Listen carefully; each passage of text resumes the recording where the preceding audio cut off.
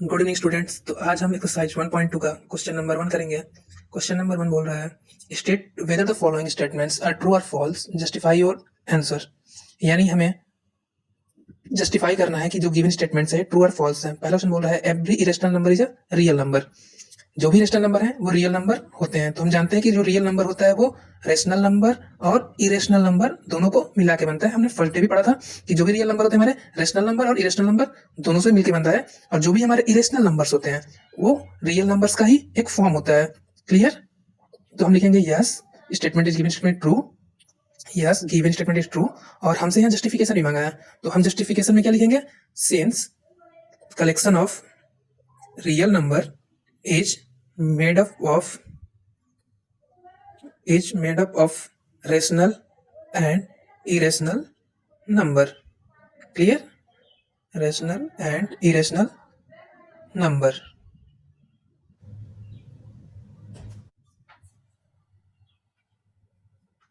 तो जो भी हमारा नंबर जो भी हमारे रेशनल नंबर होते हैं वे रियल नंबर और इरेशनल नंबर दोनों के फॉर्म में होते हैं। क्लियर? रियल नंबर हमारे रेशनल और इरेशनल दोनों को मिला के बनते हैं। अगला क्वेश्चन बोल रहा है every point on a number line of a pattern root M where M is a natural number.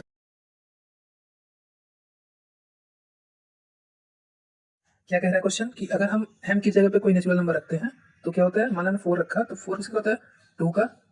और ऐसे अगर रखते हैं 9 तो 9 होता है 3 का स्क्वायर। तो इसको हम नंबर लाइन पे इजीली रिप्रेजेंट कर सकते हैं इस नंबर लाइन पे।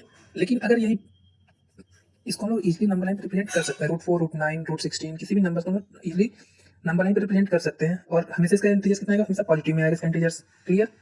लेकिन अगर यही नंबर अगर निगेटिव में अगर हो तो क्या होगा इसका आंसर? तो उसका आंसर नहीं निकलेगा। मतलब हम -3 लेते हैं तो -3 केस में क्या होगा? -3 को हम इस फॉर्म में नोट कर सकते हैं। तो क्या करेंगे हम लोग बोलेंगे कि ये स्टेटमेंट गलत है। तो यहाँ पे हम लिखेंगे false, the given statement is false. क्यों फॉल्स है? कि जो भी नेचुरल नंबर है उसके निगेटिव नंबर के स्क्वायर रूट नहीं हो सकते हैं। जो भी निगेटिव नंबर हैं उसके स्क्वायर रूट नहीं हो सकते हैं।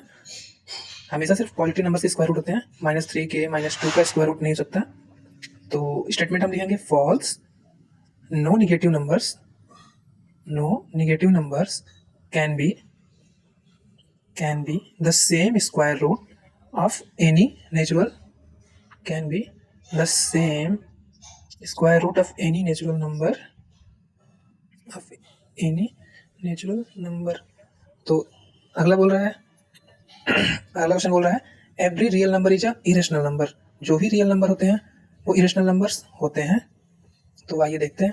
अभी हमने आपको बताया कि जो भी नंबर्स होते हैं हमारे रेशनल और इरेशनल के कलेक्शंस होते हैं। जो भी रियल नंबर्स होते हैं वो रेशनल और इरेशनल को मिला बनाते हैं। तो ये कह पाना बहुत मुश्किल होगा कि सिर्फ रेशनल नंबर्स और रियल नंबर सिर्फ रेशनल नंबर होते हैं, ये भी गलत बात है। और रियल नंबर सिर्फ इरेशनल होते हैं, ये भी गलत बात है। इसलिए हमारा स्टेटमेंट ये फॉल्स होगा। क्यों फॉल्स होगा? हम एग्जाम्पल तो दिखा सकते हैं। इसको हम लोग लिख सकते हैं 5 हमारा क्या है? रियल नंबर भी है और इरेशनल नंबर लिख सकते हैं। 5 इज अ रेशनल नंबर और रियल नंबर भी है 5 हमारा, but not a irrational number. तो ऐसे आप इजीली स्टेटमेंट को जस्टिफाई कर सकते हो कि फॉल्स। एग्जांपल में आप लिख सकते हो 5 is a real number but not a irrational number. अगला क्वेश्चन करते हैं हम लोग are the square roots of all positive integers is irrational? If not give an example of square root of a number that is a rational number. Question क्या पूछ रहा है कि सभी पॉजिटिव स्क्वायर रूट्स के नंबर्स क्या irrational form में होते हैं? तो लिखेंगे इसका आंसर नो।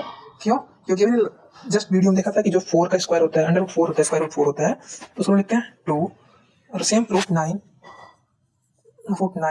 क्या होता है? 3 होता है। तो ये तो सारे रेशनल नंबर के फॉर्म में कन्वर्ट कर सकते हैं। जैसे 2 रेशनल नंबर है, 3 रेशनल नंबर है, इसलिए हमारा ये स्टेटमेंट फॉल्स है। इसको लिखेंगे नो। क्लियर? इसको लिखेंगे हम लोग नो।